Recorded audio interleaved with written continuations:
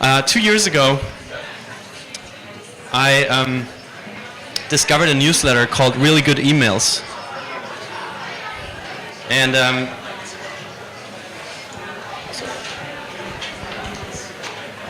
really good emails, right? It's kind of, really good emails, come on, right? And then I looked at it and it was like, damn, they have really good emails. And it turns out it's these guys who just collect the best emails out there constantly. They share them with the world. They work in design, they work in agencies, they work remotely with each other, and they curate a beautiful product every week, is it? Every other week. It's a newsletter that's not salesy, it's just honest, it's great, and I'm so happy that the person who sits down, curates the stuff together, thinks about design and email all day, and is the co-founder of Really Good Emails, is here with us today to guide you through, and I'm not kidding, the best 10 emails for the next 100 years. Get up for Matt Helbig.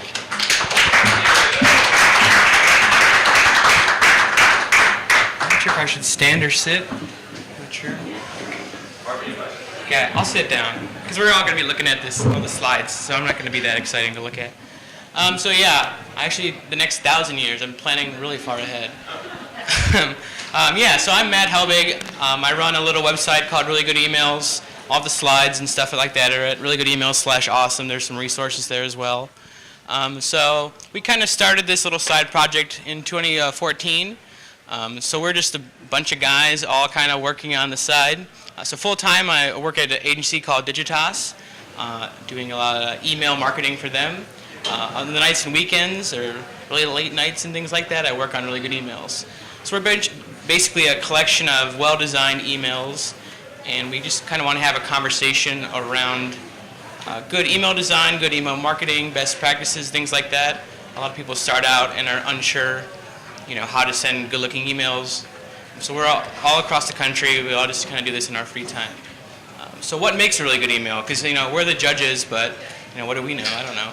So pretty much we have these individual little rules every time that we look at an email when we add it to our site.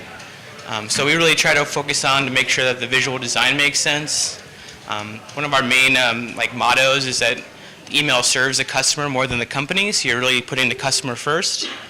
Brand consistency, best-in-class technology, everything else, making sure that it's not all images, it's accessible. We're in 2018, so we don't want to look at all image emails anymore. And I think a new tenet that we've kind of added is that verticals shouldn't compare to other verticals. Just because you're sending B2B doesn't mean your emails have to look crappy. You can send good-looking emails as well. So yeah, these are individual points that we kind of look at. We kind of just go down this list. This is kind of like the list that we actually look at too before we hit send on our own newsletter to make sure that everything makes sense. And just some things to think about before hitting send. Ways that you can innovate in the inbox is always fun. And we treat the inbox as very, very.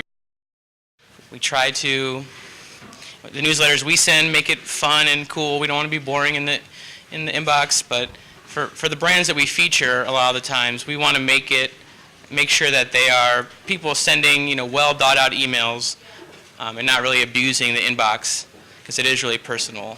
At least I think so. So I'm going to walk through a few brands, 10 different emails that we think are doing email really good this year. So the first brand is Airbnb. So they actually do a lot of different types of emails. They have an onboarding series when you become a new customer, when you host for the first time. So they do a lot of different emails, really focusing on getting people excited about their trip and getting excited about travel. But across all their different emails, they keep it very consistent. They always use really nice imagery, very good typography. Everything kind of makes sense throughout the different emails that they send. I think just in general, they do a very good job of making things consistent. It matches their app, matches their website. They really do just a great job. So we reached out. Lucas is the email marketing manager, and one of the things that he mentioned when we were talking to him about specifically an email that they send right when you sign up is how do you get that 5 seconds of attention and make someone get into your app or get them to do an action right away. So that welcome series is one of the most important emails that you end up sending. So we like to look at a lot of those and figure out how brands can send emails really early on and start that relationship in the inbox pretty early. So this email is one of my favorite welcome series. It's from Airbnb. It has a really clear goal. It matches their website, really catches your eye. So Lucas actually stayed with this family, and this is a photo from one of his stays, and it's like in the email that he made, which is pretty cool. But yeah, this thing just gets you right into the app, gets you excited, really makes sense what you want to do next with this email. There's nothing like, you're not bombarding someone with all these different things right away. They're just kind of going right into the app, getting excited to plan their trip. So that's what we try to do with email and keep it simple. So I think that is Airbnb. The next brand is Apple. Like, I almost didn't want to put Apple because I feel like it's a brand that everyone always talks about doing things really well, but I think they still send really good emails, and they balance a lot with the technology that they're making, new products, but they also do things like this new Spotlight email, which matches very closely to the news app. So they're kind of making a very consistent thing across all their different emails. So especially with these, like these dark backgrounds, I'm a really big fan of that. It's a really cool looking footer, having those helpful links on the bottom. But really, all these examples just kind of get out of your way and feature the product. And then if you need to look at additional things, you can maybe go to the website and dive more deeper into something like that. But just really a good way to showcase a lot of their technology, doing it really well. So this is another welcome email. This one's bringing up, when you sign up you get a new phone or something, just onboarding you on. I think screenshots are a super powerful tool. With emails especially, really showing people like what you can do with your product versus just writing exactly all this text out.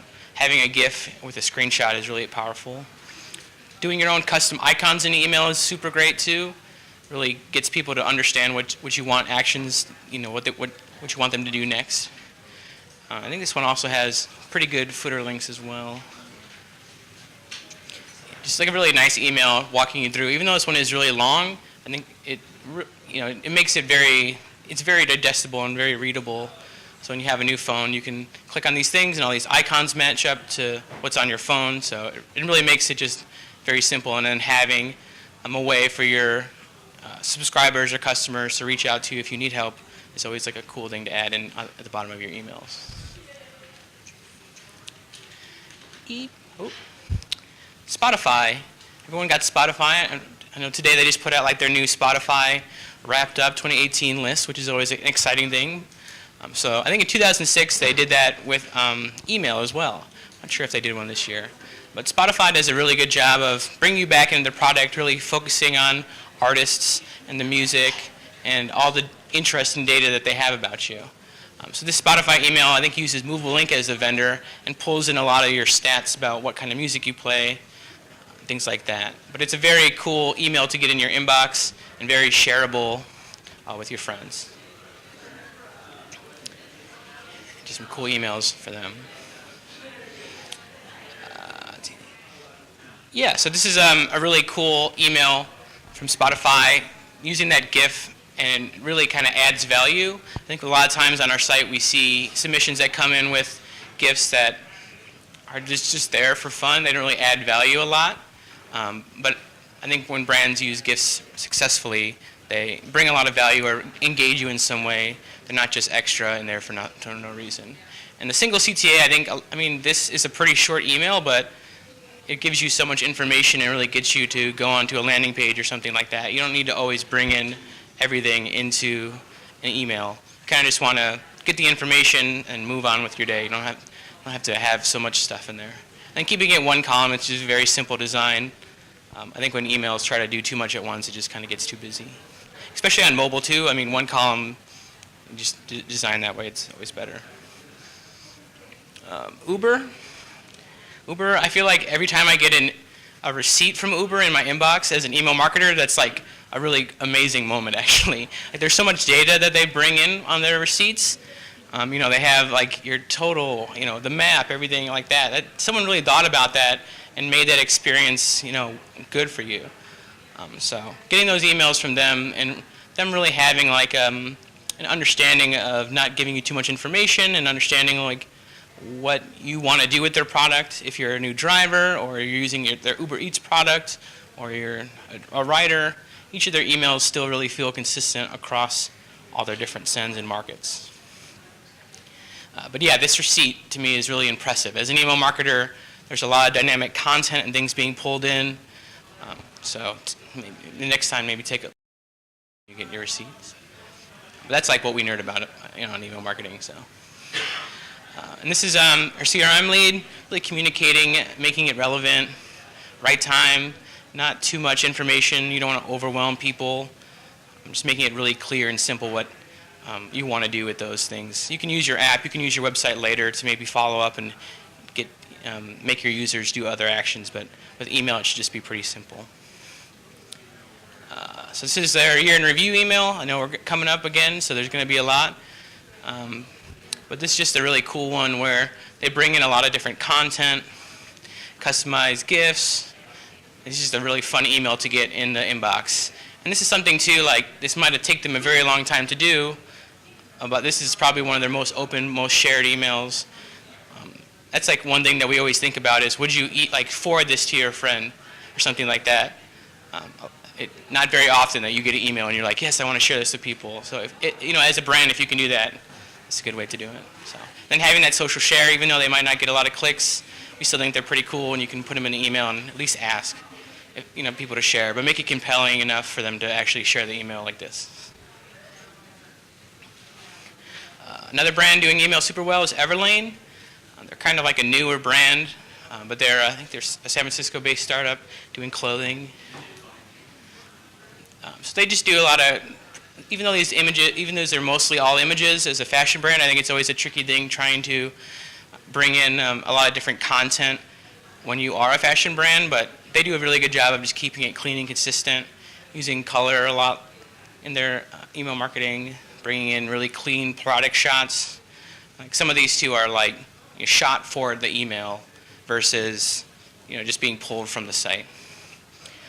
So this is just a very simple kind of email, but they do some interesting stuff, just like Z pattern, bringing your eye down the email, really cool CTA design, making it really simple. But this is on the edge case of really good for us because it is sort of one of those all image emails, and we really took a stand this year especially to kind of push back on that and making emails as accessible as possible. So we like to see live text, bulletproof buttons that are made with code, not just images sliced. So some cool stuff. And this fun footer, just is a different part of the email, really drives your attention down throughout the email. And at the end, there's a little upsell module, but just a nice email design. And we have Envision, collaboration tool. They do some really cool, fun stuff with email. They have some really cool carousels. They do some also just weird experiments with email and kind of making every send that they do like an experiment. Kind of feels like a fun thing to get in your inbox. So they play a lot with these full colored emails. I love the screen to screen single color when brands do that. I think it's a lot of our emails on our site end up looking like that because I really like it when they make an entire email with the background color. But even a legalese email over here, even if it's not that exciting, it's still a good looking email. It's not just plain text. It's matches their brand voice. Looks nice. So bringing those little things on those transactional email sends is really cool when brands get to do that. So we did an interview with them, and I thought this quote from Claire was super great. You just send awesome stuff. If you don't want to get it, if it's not providing value, then why are you sending in this email? So I think it's one of those things that is really worth talking about or asking yourself every time you hit send. Is this providing value? Is this serving the customer? Is it going to be awesome? Why would you want to send crappy stuff to your customers? So this is a really well-designed email. They just redid this design actually. But it's just a pretty simple newsletter, but I think it really stands out because it doesn't look like another template that you might get, like a MailChimp template or something like that. It really does some fun stuff. So there's a very clear hierarchy throughout the email. The CTAs are always really fun. They always kind of like write a little blurb, like the call to action to make you click through. Like TED Talks and Chill, it's pretty fun. So it's better than just like learn more. It's kind of boring, or read more. I don't know. So when brands get to do that stuff, it's pretty cool. And then color is always a fun thing. Break up the section, make it a lot more easier to read. We see a lot of newsletters that are just like all plain text, links, links, links. But when you get to bring in some images and play around with color, it really makes it a lot more exciting to read. And MailChimp, which is cheating because they send emails, so they're going to have good emails. So yeah, even though these are very content-heavy emails, they still bring in some images and color and illustrations to really break up these sections. So even if you are like a B2B company that has a lot of content and you want to share that with your customers, making it fun and engaging to read and kind of keep the attention of your readers, even on a very long email, using images and numbers or bullet points to break things up. Yeah, and this footer is always really good too. They have like hover effects that animate that bottom.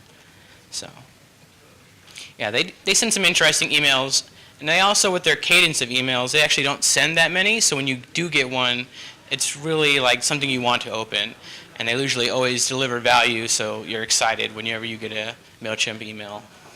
So keeping like your subscribers excited to get something is another like goal that we always think about with really good emails. It's making sure that when you send an email, it's good. So this is Fabio. Everyone knows Fabio. He's like an email celebrity if you're in the email marketing game.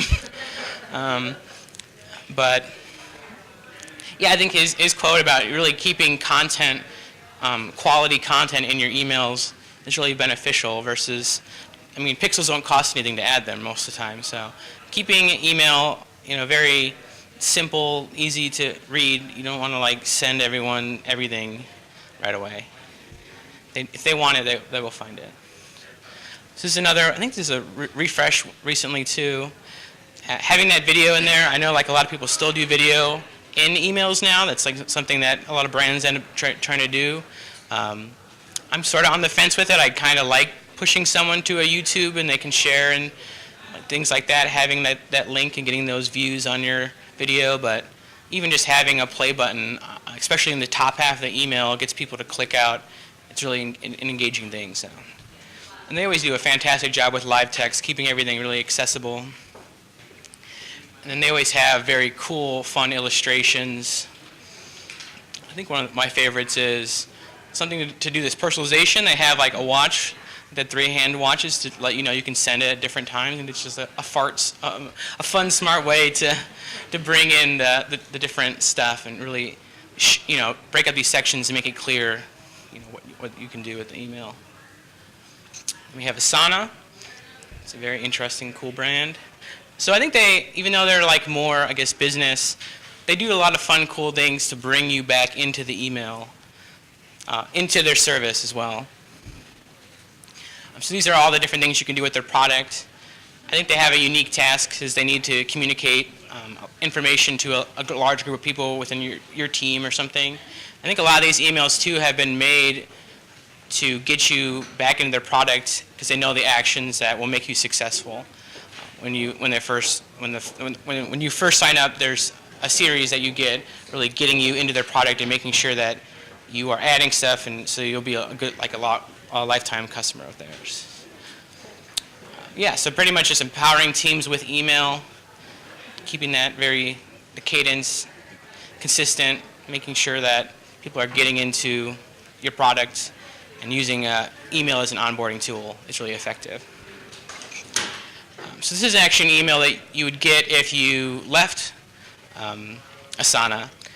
And it's just a really fun way to kind of get people the retention email back into their product. So really fun, cool copy, pretty simple. They're not really upselling you or doing too much crazy stuff. Just, hey, we've made our product faster. Get back into the product. That's, try it out. It's fun. Google, they have a bunch of different emails that they've been sending across the board.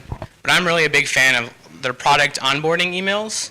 So something like Google Home Mini, you kind of get all these emails right away, let you know how to use their product. For a device too that doesn't have like a screen, email is a great way to really tell people, hey, this is what you can do with our product. And then their Wi-Fi is really interesting because it brings in a lot of dynamic content as well. Even though this design is really clean, it brings in also information about your network. So those are fun dynamic touches when it comes to email that you can do. That's all of them. Yeah, but as you can see too, they keep a very consistent design across all their email, that whole material design card stuff. You know, and then having like, was this email helpful in a lot of their email touch as well. That is always cool to get feedback about your email and asking your customers directly. Yeah, so this is like that onboarding series. You know, giving people too much stuff right away is, you know, overwhelming for a lot of people. Making email easy to use, get people in your product, you know, that's pretty much just the way it goes. Yeah, so this Wi-Fi one is one of my favorites, really. You got first name personalization, bringing in your devices, having these great icons. Really gets you into the product, and it makes you feel like if you need help, you can reach out to their customer support. There's resources.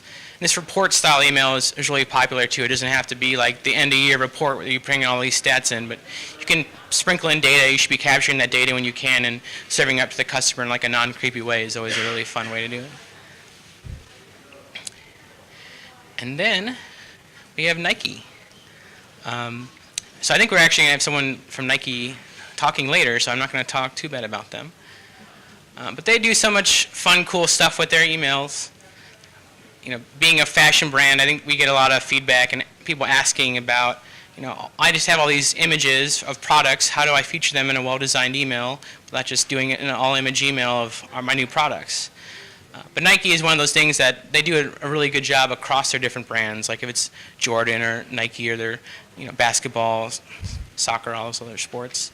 But they do a very good job of being consistent across them all, really focusing on the product, focusing like on their community, bring in very like cool like lifestyle shots, and then sending fun emails like this when it's your birthday and you get a little coupon. So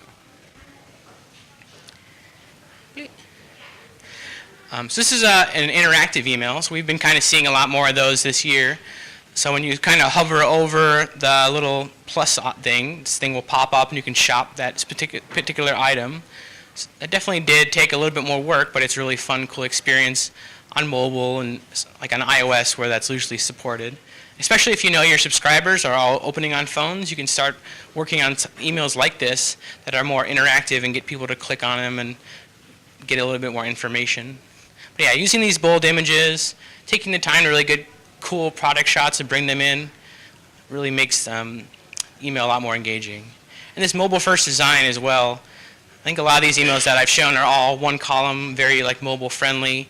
So I personally think that we should just be all designing for mobile first. I mean, I think a lot of people now, their lists are over 70% of people opening emails on mobile. So saving you time on the development side with just laying one thing out for mobile and then just kind of optimizing desktop after the fact to make it look good on both screens. So that's cool, but how do I send really good emails? Well, I think there's some questions that you can ask yourself before you hit send.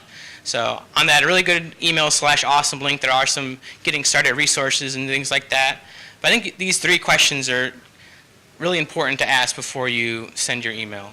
So does the content serve the customer more than the company? So we sound like a broken record. We always kind of say that. But it's something that really drives, I think, really good email as a site.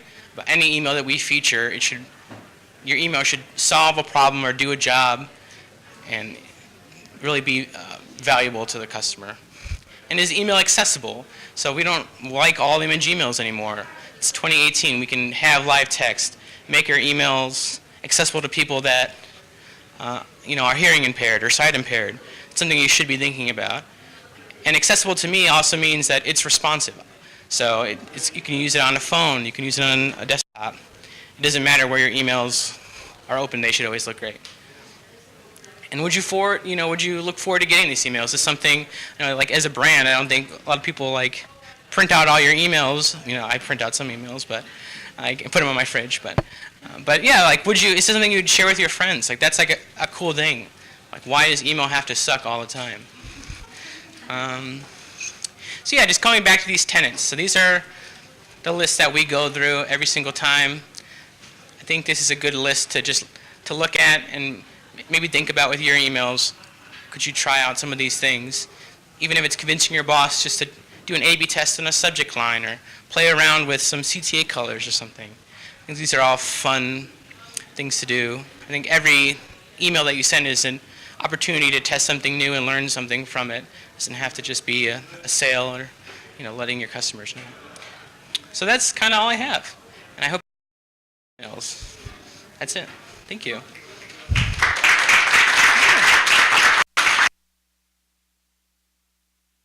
Can you stay up here? Yes. Okay. The one and only question that came in through the app, what do you think that was? I don't Is there know. any way to get a copy of your slides?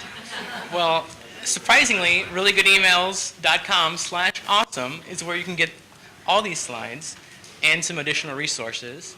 And if you sign up for our newsletter, it'll be a lot of this stuff every week. Oh, there's two more questions. Oh, Thank no. you. I'm a professional anonymous. I'm a Okay. professional services email marketer, and most of these are emails we are looking at are B2C. Do you look into professional services type emails as well? We do. They're kind of hard to get. So we have a category that you can search. Like B2B is a category on email on Really Good Emails.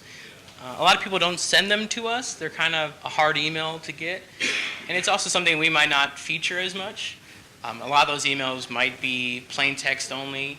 I think people think that really good emails mean like, oh, is it written really well? Well, that's not really what we're looking at. We're looking at copy and things like that, but we like to feature email designs that maybe have a little bit more designed emails. So a lot of these are promotional. Those are the ones that are going to get all the attention. But there are some other resources out there that are more focused on like cold emailing and things like that. So. And Christine asked, what other add-ons do you like besides Movable Ink? Movable Ink. So one of our sponsors, Nifty Images. The site is a really good resource. They're Nifty Images? NiftyImages.com. They're a very good. I think they have a little. They're very more accessible, I think, than some of the other parties like LiveClicker, Movable Ink, things like that. A bit more minimums to get for your sends, but Nifty Images is the one that we like to use. And in our emails, we try to do experiments with dynamic content a lot to figure out things that bring in live customer data. Other plugins in that for third-party vendors. There's some like AI stuff that some brands do, which is kind of good sometimes. So, but yeah, mostly the live dynamic images can be very powerful for you if you want to do something, but your ESP usually allows you to bring in dynamic content as well. So if your email is live text, that's something that you should be able to do anyway. So. Hassan is also wondering, is there a huge downside to all image emails anymore? Deliverability isn't still an issue, is it? Saves a lot of production time. Yes. So I think deliverability, all images, I think big brands get away with it all the time, so it's not a very big issue. But then if someone has images turned off, they can't read your email. Or if they have a screen reader because they are sight impaired, they can't look at your emails.